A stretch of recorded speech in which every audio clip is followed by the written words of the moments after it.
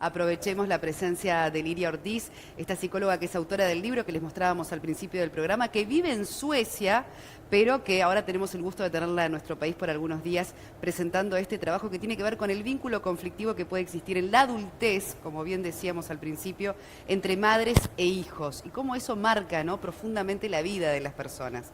Sí, exactamente. Lidia, bienvenida. Gracias Gracias. por estar aquí con nosotros. Reitero lo que recién decía Sole. Si alguien tiene algo para contar o para consultar, nuestras redes están abiertas y en todo caso, si llegan a tiempo las consultas, tal vez Lidia las pueda responder, ¿no? ¿Qué frecuentes son a veces las relaciones conflictivas, ¿no?, entre madres e hijas, entre madres e hijos? También me gustaría preguntarte si marcas una diferencia en el género. Por ejemplo, si puede ser más probable que la relación sea más tensa entre madres e hijas o no necesariamente. Sí, hay algunas diferencias de género. De las hijas se esperan cosas diferentes que de los hijos. Se espera, por ejemplo, que las hijas se hagan cargo de las madres. No se espera en la misma medida de los hijos. Además está toda esa expectativa social de lo que es ser hija o de lo que es ser hijo. Y eso, por supuesto, marca las relaciones también. Claro. A mí me parece muy interesante también porque hay que entender un poco la raíz de cómo surge un conflicto, o en todo caso también un mal vínculo.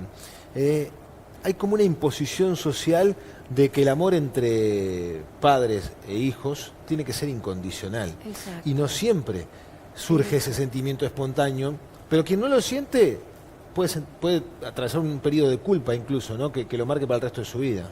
Exacto, tanto de las madres que no quieren a sus hijos como se debería, y tanto las hijas o los hijos que sienten, en realidad mi mamá no ha sido como Claro. yo esperaba, y tampoco siento ese amor incondicional, o a veces ni siquiera ese amor, quiero tomar distancia. Eso está muy cargado, eso no es algo que contamos habitualmente cuando encontramos a otros, porque está la culpa. Lo reprimimos. Exacto. Porque está, pongan la situación de que acá estuviéramos tomando un café, tomando un mate juntos, y de pronto yo digo, bueno, sí, en realidad yo no tengo una buena relación con mi madre. Lo más probable es que ustedes reaccionaran diciendo, pero Liria, qué raro. Y empezaran a darme consejos acerca de qué es lo que debería hacer, y además un poco indirectamente culpabilizándome. Pero eso no es posible, pero ¿cómo es que...? Entonces está ese tabú también de poder hablar, y es eso una de las cosas que yo quiero contribuir con el libro, de que la gente pueda ver que las madres amorosas existen, las relaciones lindas, vinculares existen, pero también existen las otras, Claro. y que estemos más abiertos a eso. Yo conozco varias experiencias de vínculos conflictivos. Por ejemplo, madres que critican mucho, ¿no?, a ese hijo, a esa Exacto. hija, la critican mucho, son muy exigentes en todo sentido, ¿no? O tienen una influencia muy notoria, por ejemplo, en sus vínculos amorosos, en sus Exacto. vínculos personales. En las decisiones que toman. ¿Cómo superar además, ¿no? Porque hay una influencia que es inevitable Ya. de las madres en los hijos. Por más que uno diga no la quiero escuchar o hasta tiende a repetir, que es peor, mismos Exacto. patrones que critica. Exacto. ¿Cómo se empieza a trabajar desde la adultez en poder, bueno, marcar esa distancia, ¿no? Es una muy, muy buena pregunta, porque lo primero es reconocer la realidad como es y no como quisiéramos que fuera. ¿Qué quiero decir con esto? Muchas veces tenemos pensamientos como, bueno, mi mamá influye en mis relaciones de manera negativa o me critica mucho, ella debería ser una madre amorosa. Entonces nos quedamos pegados al debería ser, y mientras estamos ahí lo que evitamos es el sufrimiento de que mi mamá no es como yo querría. Cuando aceptamos que bueno, eso me causa dolor, la paradoja es que nos podemos liberar para poder después decir, bueno, ¿qué hago con la relación con mi mamá? A ver, necesito ayuda porque este vínculo me influye tanto que no puedo tener otro tipo de relaciones amorosas, o la crítica me influye tanto que no puedo hacer lo que quiero. Entonces, cuando uno hace eso, se hace más libre para tomar decisiones, porque nunca nos podemos sacar las experiencias, pero sí podemos elegir como adultos qué hacemos con ellas. No estamos condenados a repetir eso. Claro, pero cuando criticamos a veces la actitud de una madre o de un padre, no siempre hacemos la autocrítica de cómo somos como hijos también, ¿no? También. Exacto, porque eso también tiene que estar, de que todas las relaciones son vinculares. Nunca es en una sola dirección, nunca es la madre o nunca soy yo, sino bueno, y si yo muchas veces me comporto de manera diferente, puede suceder que el otro cambie. No al principio, porque eso también es muy interesante, que al principio en realidad, digamos que yo cambio mi forma de referirme a mi mamá. Al principio mi mamá me va a dar las mismas respuestas que siempre. Tarda un tiempo hasta que el otro acepte de que, bueno, acá ha sucedido algo. Acá ha cambiado. Porque lo que es más interesante es esto de ser consecuentes también. Si yo una vez digo, mira mamá, no, esto de venir todos los domingos a almorzar contigo, no, yo tengo también necesidad de... Pero mi mamá me dice, ay, pero en realidad me voy a sentir tan sola, está el chantaje emocional. En realidad, y yo, bueno, entonces voy de todas maneras. No tiene ningún efecto lo que diga, sino que lo que tiene efecto es lo que hago en realidad. Claro. Y después está también cuando las relaciones se dan a la inversa, es decir, esa hija o ese hijo termina siendo madre de su madre. También. ¿No? Que también ahí se genera otro conflicto, ¿no? De una enorme dependencia de esa madre, por ejemplo, para con sus hijos, económica, emocional. Exacto. Que me imagino tampoco debe ser lo esperado ni lo saludable, ¿no? No, pero ves, ahí tenemos muchas diferencias. Ponele que la mamá se ha empobrecido con los años y que uno tiene la posibilidad de ayudar. Sí, quizás es una carga económica, pero si el vínculo ha sido fuerte, bueno, quizás no es lo que hace uno con la mayor alegría de la vida, pero está el amor, que dice, bueno, pero yo le doy esto a mi mamá, aunque me cuesta. El problema es si el vínculo no ha sido bueno y encima después uno tiene que mantener a la mamá. Esto crea un enorme conflicto, porque no hay nada que compense. Claro. Es un vínculo que será para toda la vida. No hablo del afectivo, sí, el hecho de que serán madres e hijos para toda la vida. Ya vamos a ir con Cristian, que tiene la opinión y en todo caso también alguna consulta de los televidentes, pero lo dejo planteado para más adelante. Eso que habrá escuchado más de una vez. La quiero porque es mi madre. Exacto. Pero en realidad me aportó poco, pero la quiero porque es mi madre, exclusivamente por eso. Lo charlamos un ratito porque antes Cristian tiene la participación de los televidentes aquí en Buen Día Uruguay. Que es mucha y muy fluida a partir de la nota con Liria. Cari nos dice por aquí, tuve una mala relación con mi madre en la adolescencia, pero fui mamá a los 19, luego todo cambió y hoy por hoy, con 28 años, nos llevamos muy bien y somos muy compañeros. Varios cuentan historias personales también, en casos donde la madre ha estado presente y en otros casos claramente ausente. Es complicado, dice Dayana. A veces bien, otras tanto mal, chocamos mucho, son diferentes caracteres. Igual la quiero, igual siempre estaré para ella. ¿Qué decir? Dice Adriana, mi madre nos crió, pero nunca fue la amiga y compañera. Hoy no tenemos contacto ninguno. Hizo muchas cosas que dolieron a mi familia, aún así la ayudé cuando lo necesitó. Paula dice, el vínculo con mi madre, siempre que fue bueno y después que fui madre, mejoró, nos entendemos mejor. Y en ese sentido, le pregunto a Liria, a pesar de que quizás por ejemplo, pueda tener un comienzo ríspido o una relación complicada en primera infancia, en adolescencia, ¿son vínculos que, por ejemplo, con el paso del tiempo, tal como lo dan a entender algunos televidentes, pueden tender a repararse? Adelante. Sí, porque lo que sucede es que también con la madurez, muchas veces lo que viene es que uno revalora. Es lo típico, por ejemplo, en la adolescencia uno dice, ah, vos sos la peor mamá del mundo, pero bueno, es una fase, digamos, que es lo normal. Lo vamos a escuchar necesariamente eso en la adolescencia, ¿no? Exacto, pero el tema es que después uno empieza a reconsiderar, bueno, está bien, mi mamá hizo lo mejor que pudo. Sobre todo cuando uno es padre, que empieza a darle valor a algunas cosas que antes criticaba. Exactamente, porque uno va viendo las dificultades y que la vida no es blanco-negro. Uno empieza a ver ¿cómo decir? Esos matices. Ah, mirá, sí, yo que critiqué a mi mamá ahora veo que lo hizo sí, me sobreprotegió y eso hizo que yo quizás no pudiera desarrollarme como hubiese querido. Pero ahora entiendo. Y lo que le preguntaba más temprano, eso de que la quiero porque es mi madre, lo quiero porque es mi padre, porque en realidad no tuve un buen vínculo, pero simplemente por ser mi padre, mi madre, yo lo quiero. ¿Cómo se decodifica eso? ¿Cómo se entiende? Yo lo entiendo desde el punto de vista de las normas sociales. Ajá. Todas las normas sociales dicen que hay que querer a sus padres. Y está el tabú, si uno dice, bueno, sí, me parió, pero en realidad yo no le tengo mucho amor. Se requiere mucha madurez, mucha fuerza para poder decir eso. Porque el primer paso es siempre reconocerlo para sí mismo. Bueno, está bien, mi mamá, mi papá hicieron lo que pudieron, pero yo en realidad mucho amor no siento.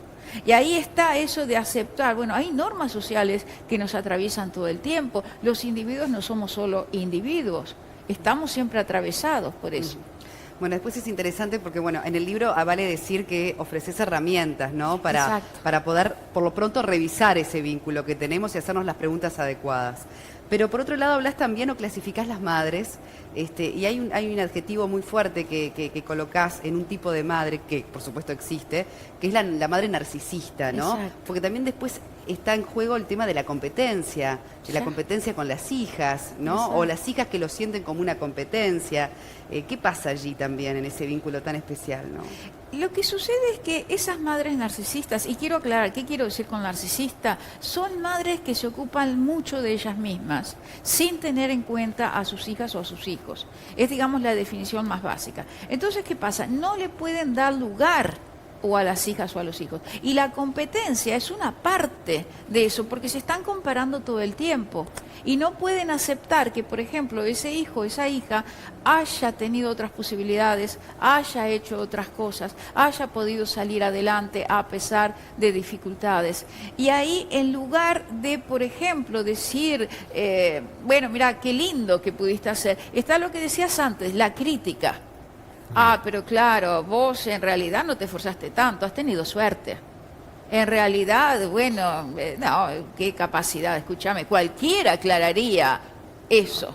Pero cuando te pasa una madre así, ¿qué lectura tenés que hacer como hijo? ¿Cómo poder entender también que ella, bueno, tenga esa manera de ser contigo, ¿no? Porque hay mucho dolor en el medio. Exacto. Y ahí lo que tenemos es, y es una trampa esto de poder entender también, por lo siguiente.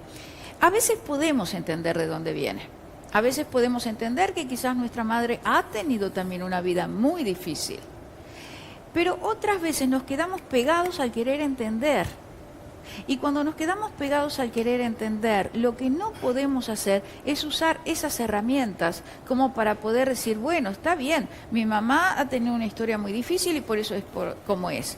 Pero ¿qué hago ahora en mi vida, en esta relación, con esta relación? ¿Cómo puedo vivir una vida plena o con sentido o como se la quiera llamar, a pesar de que la relación con mi mamá es así y que ella seguramente tiene sus razones? Pero digo, eso es súper bueno porque es muchas veces eso, lo que veo cuando encuentro personas, es eso, nos quedamos pegados, quiero entender, y es una necesidad humana, el cerebro está buscando explicaciones, le quiere dar un sentido, un contexto, y por eso estamos en el entender, pero tiene también una trampita. ¿Y qué pasa con la modificación del vínculo a través de las distintas generaciones o épocas? Antes, a la madre se la trataba de usted, antes había temas que no se abordaban, y hoy en día hasta se genera un vínculo que se confunde con la amistad, madres e hijas salen juntas, mantienen otros temas en común. Ese grado de confianza o de cercanía en algunos aspectos, ¿influye también en lo que es lo afectivo, en el sentimiento? Exacto, porque entonces se tiene una relación más igualitaria. Y que si yo te entiendo bien, eso también tiene sus aspectos positivos y negativos. Ahí está, es interesante eso. Porque los padres a veces se olvidan de ser padres porque quieren ser amigos. Claro. Y claro, y siempre hay que encontrar algún balance. A mí personalmente me parece que está súper bien que se haya hecho más igualitario. Pero claro, si uno por eso no pone ningún límite, es que tenemos que ser amigas. Y sí, bueno, amigas, pero yo también soy madre de... Y entonces tengo que poner un límite para que la persona también pueda crecer. Y además sería también de alguna manera una ilusión falsa esta de que madres, hijos pueden siempre ser amigos. En un momento los padres tienen que ser los que estén por las normas, por los valores, por el desarrollo. Y eso también implica esto otro. Liria, y frente a esos casos tan comunes, mucho más de lo que uno cree, de no me hablo con mi madre. Cuando viene un paciente y te plantea esa situación, puede ser de hace días, puede ser hace meses, puede ser hace años. Exacto. ¿Qué pasa con ese dolor que seguramente sea de los dos lados, más allá de los motivos, Sí, ¿no? sí. A veces uno cree, bueno, es ella la que debería acercarse a mí, ¿no? O quizás, ¿por dónde empezar a reconstruir esa falta absoluta de contacto? Lo que yo siempre digo es lo siguiente. El primer paso, por supuesto, es siempre intentar hablar, si se puede hablar con la otra persona para reparar. El tema que tenemos es que muchas veces el hablar no alcanza. Entonces el otro paso es aceptar el dolor. ¿Qué quiero decir con esto? Muchas veces, y sobre todo si alguien viene a consulta y dice, bueno, yo no me hablo con mi madre, lo que quiere es que le quitemos el dolor. Pero eso no es realista. No estamos creados para vivir sin dolor, vivir en estado eterno de felicidad, sino que lo realista es, bueno, empezar por aceptar tu dolor. Y lo que decía antes, mirá cómo la relación realmente es ahora y no como quisieras que fuera. Porque si es el primer paso, uno se puede conectar con el dolor. Y después de eso puede venir el otro paso. Ok, ¿cómo querés que sea? ¿Hay posibilidades de quizás iniciar un encuentro? O quizás hay que aceptar que no. La persona ha hecho todo lo posible realmente y no hay posibilidad. Entonces es esto de aprender a vivir con ese dolor. La aceptación, ¿no? Exacto. Yo muchas veces que digo, es como llevar el dolor, ponele en una mochila. Y ese dolor está ahí, pero tampoco nos impide movernos. La diferencia sería si yo abrazo el dolor y lo tengo acá adelante todo el tiempo conmigo. Entonces, este movimiento no me impide moverme, me impide abrazar a otros, me impide hacer cosas. Pero si yo digo, bueno, lo el tengo dolor acá es... siempre, además. Exactamente, me impide ver, me impide sentir. Si lo tengo, bueno, es una parte mía, pero de todas maneras, yo puedo. Claro Puedo que sí. Muy moverme. interesante. Es un tema lo muy que interesante, plantea, hay muchas más consultas e incluso también más participación de la gente, Cristian. Dando muchísimos mensajes, compañeros. Leti dice, por ejemplo, que decir, mi madre es complicada, pero dicen que aparte de ser madre tendría que ser mi amiga. No es así. Yo no puedo tener confianza con ella en cada cosa, consejo u opinión que después siempre terminaba en oídos de mi padre. Hay varios mensajes, por supuesto, que destacan las cualidades y bondades de muchas mamás. Pamela dice, horrible, en este momento hace casi 2 años y medio que no tengo contacto. Nunca fue buena madre, con un carácter muy fuerte. Bueno, ningún buen ejemplo. Por ahí dice Pamela. Y varios aluden, Liria, al tema de los nietos, cuando llegan los niños y hay 2 adultos referentes, ¿no? Están por un lado las madres y los padres y por otro lado esas abuelas. En ese sentido, y cuando hay diferencias tan marcadas, ¿es conveniente valerse de ellos, tratar de ceder, encontrar un punto de encuentro o, bueno, mantener respetuosamente esas diferencias? Adelante. ¿Sí? Depende. Depende de lo siguiente. Si vemos que esos nietos y esas abuelas pueden mantener un vínculo independiente y que los favorece a los dos, sí. Entonces, por supuesto, no tenemos nada. Lo que deberíamos o pensaríamos sería, bueno, ver si se puede propiciar el vínculo. El tema es que a veces se ve que la influencia de esos abuelos va a ser muy negativa también para los niños. Pero ahí estamos también en el tema de las normas sociales. Yo he tenido casos donde una persona me ha dicho, en realidad mis hijos no quieren saber nada con la abuela, y yo tampoco, pero hay que tener abuelos. Entonces por eso se pagan precios afectivos muy altos. Por eso, para contestar concretamente, sí se puede propiciar, encantada, porque ellos pueden desarrollar, y los abuelos tal vez pueden ser diferentes a como fueron conmigo. Pero estamos hablando siempre de un tercero. Un nieto es un tercero. Exacto. Un vínculo entre padres e hijos. La pareja es un tercero. Una madre o un padre puede influir en el vínculo que pueda tener un hijo con el otro de la pareja. ¿Qué rol juegan los terceros? ¿Qué tan vulnerables somos a la opinión o injerencia de terceros en el vínculo entre padres y madres? Padres e hijos. Se es muy influenciado, se está muy influenciado por eso. Y sobre todo en el caso, ponele, de una madre que mediatiza el vínculo del hijo con un abuelo, por la cuestión del lenguaje. Lo que decimos, cómo describimos a esa abuela. cómo describimos a ese tercero. Eso va a influenciar siempre.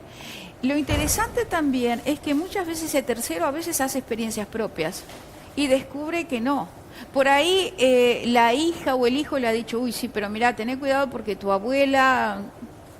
Y después él o ella hace esa experiencia y nota que No era así, no era tan así. no era tan así. Hay cuántos temas, porque a veces también como es inevitable que se repitan ciertos patrones, eso que quedó también por allí, por más que uno tenga claro que no quiere, ¿no? Exacto. Y a veces recurre a la terapia también por esos motivos. Absolutamente Son todos tenemos la muchos temas. experiencia. Todos tenemos la Porque, experiencia de o sea, ser hijos. Tal vez no tenés, claro, exactamente. Aunque no tenés tengas hijos, madre pero presente fuiste o hijo, madre o lo claro, que fuera, pero fuiste digo. hijo. Acá está el libro, para más información y también para hacer y contar con herramientas para, más allá de hablar de esto, también hacer algo constructivo cada uno de nosotros con respecto a ese vínculo. Muchísimas gracias, Muchas Lidia gracias por Ortiz. haberme invitado. Buen Muy retorno, interesante la charla, Buen de retorno verdad. a Suecia. Muchas gracias. Exacto. Ahora el lunes que viene ya Muy nos bien, vamos. bueno, El está lunes muy que bien. viene. Gracias Muchas entonces por tu gracias. presencia en el programa.